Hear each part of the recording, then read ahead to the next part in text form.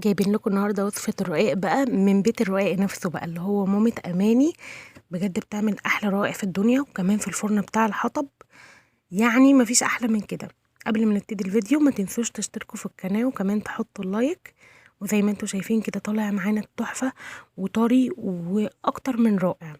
أول حاجة كده جبنا دقيق متعدد الاستخدامات، وابتدت ان هي تحط عليه شوية سكر وشوية ملح، مش بيتحط له خميرة ومش بيتحط له بيكنج باودر. وبعد كده ابتدت ان هي تضيف كمية اللبن اللي معاها. اللبن بيكون مخلوط بالمية.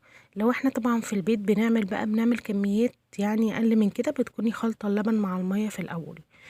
اهم سر عشان ينجح معاكي الرقاق ان انتي تقعدي تعجني فيه كده كتير وتلتي فيه يعني فترة كبيرة قوي، لحد ما العجينة تطلع المطة اللي فيها وتكون طرية معاكي قوي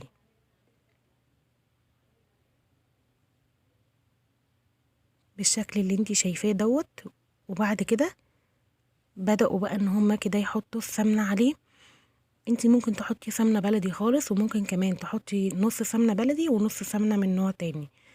بدأوا بقى ان هما يدخلوا فيه السمنة كده ويعجنوه، بيتعجن فترة كبيرة قوي عشان يطلع طري وعشان يتفرد كمان بعد كده بسهولة.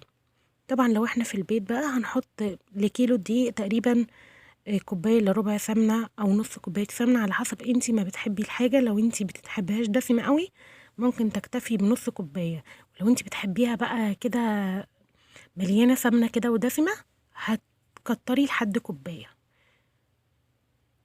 وبعد كده بقى بدأوا يعجنوا تاني كده لحد العجينة ما سابت ايديهم خالص. كان شكلها حلو قوي، وكان كمان ريحتها حلوة جدا وهي كمان قبل ما تستوي. بعد المرحلة دي ما خلصت، سابوا العجينة كده ترتاح حوالي ربع ساعة. لازم العجينة ترتاح، هي مش بتخمر لان هي مش محطوط لها لا خميرة ولا بيكنج باودر، بس لازم ترتاح. وطبعا بتتغطى. دلوقتي بقى ابتدوا ان هم يقطعوها كده على شكل دواير او يقرصوها، وبعد كده يحطوها على لوح من الخشب المفروش بالدقيق. وبعد ما يحطوها على لوح الخشب دوت سابوها ترتاح حوالي نص ساعة، وممكن كمان تسيبيها لحد ساعة. كل ما سبتيها ترتاح كل ما بقى افضل، عشان العجينة تتفرد معاكي وتترق معاكي كده وتبقى رقيقة وترفع معاكي في الفرن.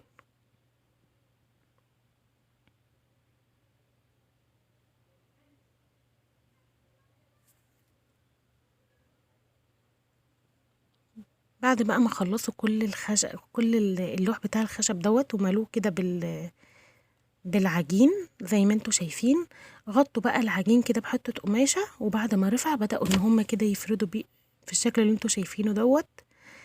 لازم بقى في المرحلة دي يتفرد حلو جدا، وقعدوا كده يعملوا العجينة زي ما انتوا شايفينها كده عشان تبقى رقيقة. لازم تبقى رقيقة قوي قوي. بصوا زي الورقة. دوت سر نجاحه، ان انت تسيبيه يرتاح وبعد كده ترققيه قوي قوي كده. واحدة تانية كمان اهو، عشان العجينة مرتاحة كويس فهي بتتفرد معاكي كويس. لو هي مش مرتاحة كويس تلاقي العجينة كده بتلم معاكي ومش بتعرفي تفرديها حلو. بتقعد بقى تنطقها كده، وحتى لو اتقطعت ولا حاجة من النص ما تقلقيش، يعني ممكن تلميها كده وممكن تسيبيها كمان زي ما هي عادي، مش هتفرق في حاجة. وبعد كده بقى حطيته في الفرن الحطب. طبعا مفيش حاجة بيبقى طعمها احلى من الفرن بتاع الحطب دوت اللي بيتحط فيه حطب وقش. بس طبعا احنا في البيت بقى لو احنا عندنا فرن غاز او كده هتحطيه على الصاجة، وطبعا بتبقى مولعة على اعلى حاجة عشان ما ينشفش معاكي ويستوي معاكي بسرعة. وبمجرد كده ما ياخد لون بسيط بتطلعيه بقى، وبألف هنا وشفا يا رب. يعني يا ريت تجربوه كده وتشتركوا في القناة، وكل سنة وانتم طيبين.